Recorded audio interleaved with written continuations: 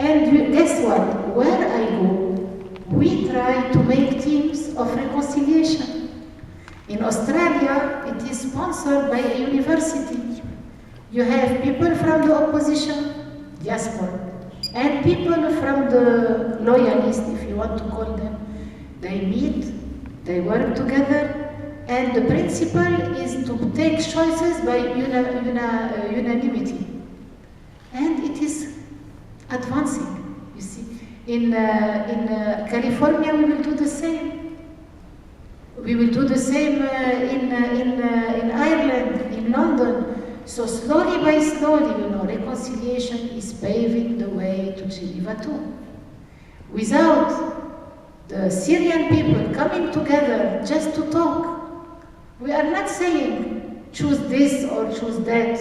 No, it will be always time to choose. But if you come together, a little bit forgive and forget what is, antagonism between you. And those ideas that are justifying, that are fueling violence, we have to oppose them. Whatever. The foreman is like a tumor. It's a tumor, but you can take out the tumor with less damage. But you can kill the person to take off the tumor, okay? So this is my message, dear one. I am now ready for questions. I hope that my meetings in Canada, where I am very happy to be for the first time, will bring initiatives to bring together the diverse factions of the Syrian society in a new philosophy, in a new approach, to pave the way for this peaceful settlement that now everybody is wanting. Everybody is wanting. And I think it is a message from heaven. Thank you.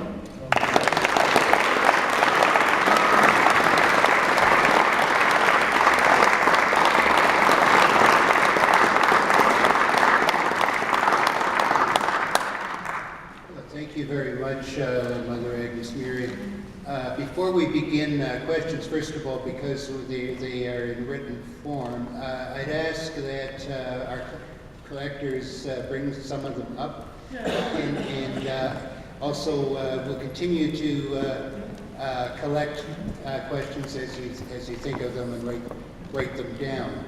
And just a few other housekeeping items. I just wanted to acknowledge the presence of a few people in the audience. Actually, we have quite a few distinguished people in the audience, so I apologize for not being able to acknowledge everybody here.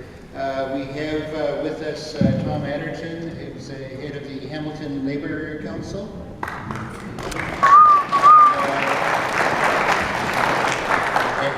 And endorser of the tour, and we have Graham McQueen, who founder of the Peace Studies program at McMaster.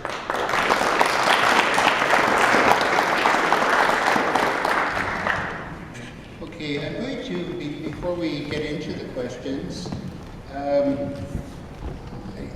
going to ask Dave Rennie to come up. As I mentioned before, we need to raise some funds to cover the tour, and so Dave, could you come up and make a pitch?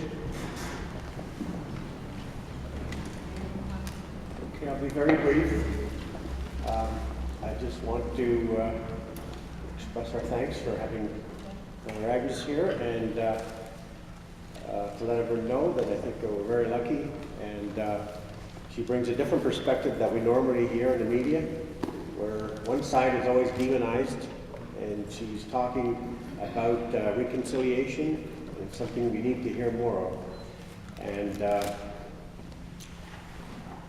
quite often events like this, we have to go to Toronto, so having her here is very fortunate, because saves us so much time and trouble and expense to go to Toronto. You pay us. And so we're lucky to have her too, because many other cities wanted to have her, weren't able to because of scheduling and etc.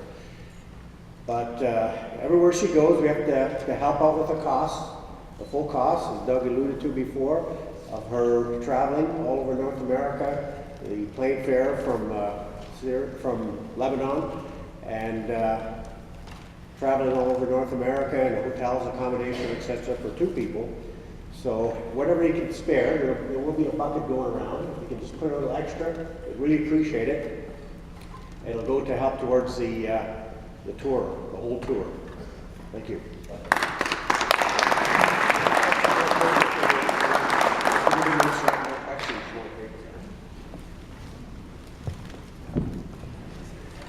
Okay, we have a couple of questions up here, and so I'll read out the first question. What can Canadians do to help people fighting for democracy, women's rights, and all people's human rights in Syria? And an added comment, I do not accept that pacifism will change the government and free Syria of the Islamists. When Canadians form part of the Commonwealth, and they are very near to England and very near here to the United States, you have privilege to be always a kind of reference for human rights.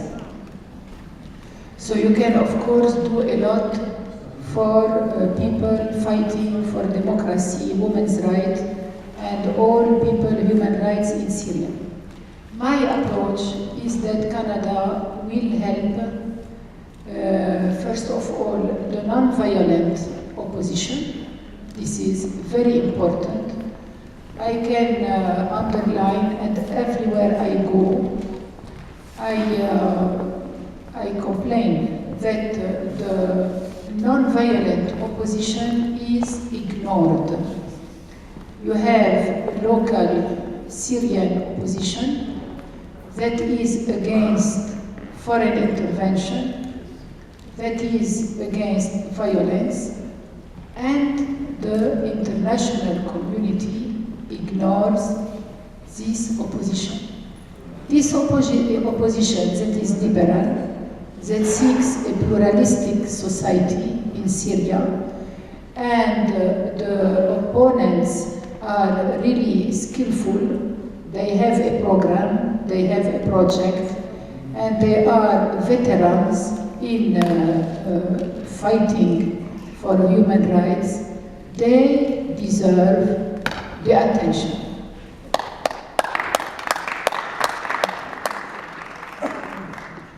I do not accept that pacifism will change the government and free Syria of the Islamists. You know, the Islamists are the fruit of this cycle of violence. Let us say the Islamists, it means the extremists, are the fruit of the cycle of violence. Even 1 week ago, even the Vatican, that remained very neutral all these years, has issued a kind of position through its Minister of Foreign Affairs, saying that all the Syrian people should oppose the extremists and put them outside. And I can tell you also that today a lot of free Syrian army are getting in accord with the Syrian army to put out the extremists. I think that this will be the last stance of violence, and then the Syrian people will work together and we will have a better future. Okay, the next question we have, I'll read it verbatim. Mother Agnes, welcome to Canada. Would you please talk to us about the chemical weapons attack allegation? For me, it was by incidents. I was called by survivors of the massacre in the mountains of Latakia.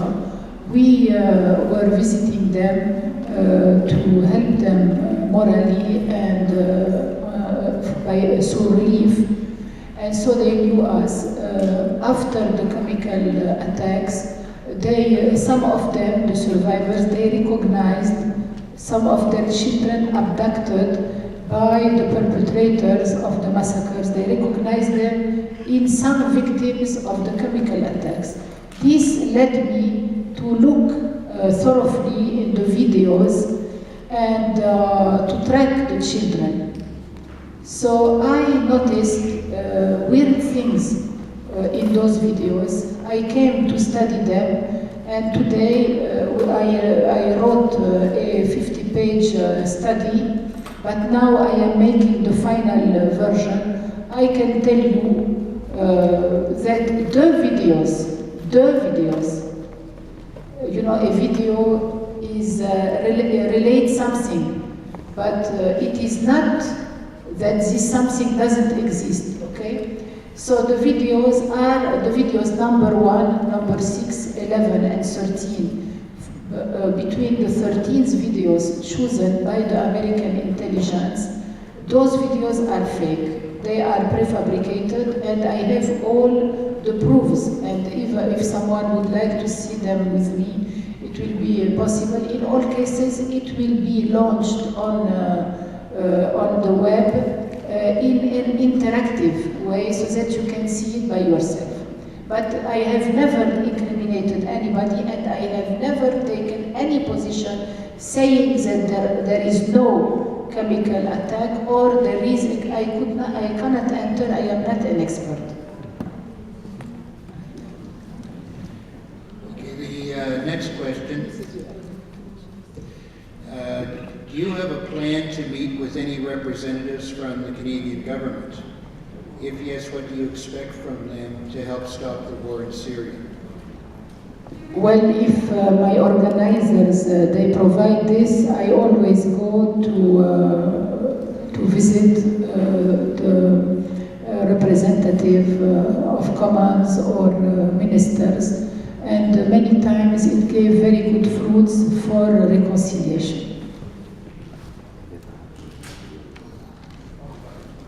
Yes, there will be visits, yes. What book do you recommend to hear the real story of what is going on in Syria? Well, yesterday I saw a book that was in English, but I will send it to the organizers here, and you will be able to read it. Normally here in Canada you have global research.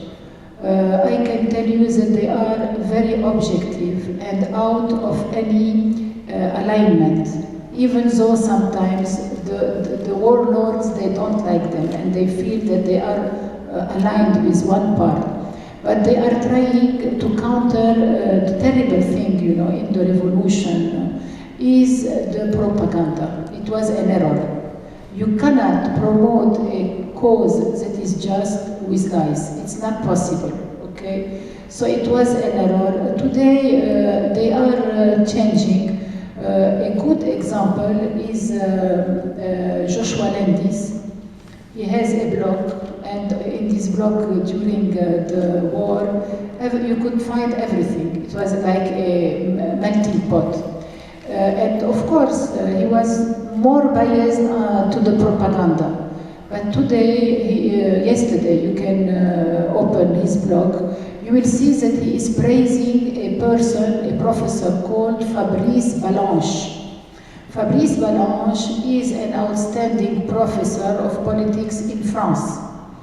And he made a kind of book. This is a book, but it is in French, where he says that the politics of France in Syria was a catastrophe.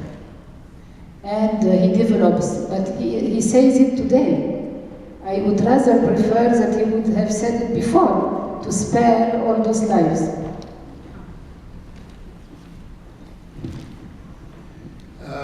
What are the realistic prospects through talks in Geneva of reaching a settlement of the war in Syria?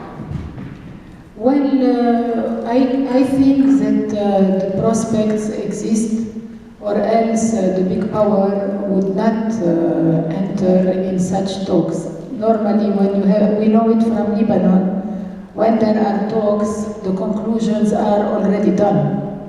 So we have good hope to have a settlement, and this settlement will be, I think, fair for everybody. There will be a big window open for a non-violent opposition, for new parties, and the elections, will make many things change in the Syria of the future. This is democracy. Greetings. Has the situation with your monastery eased after the liberation of Karabakh government troops? Well, today I could talk since 2 weeks with my monastery.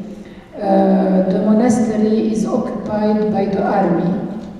I can't tell you that we are eased because it has become a battle line. But we cannot do anything, you see.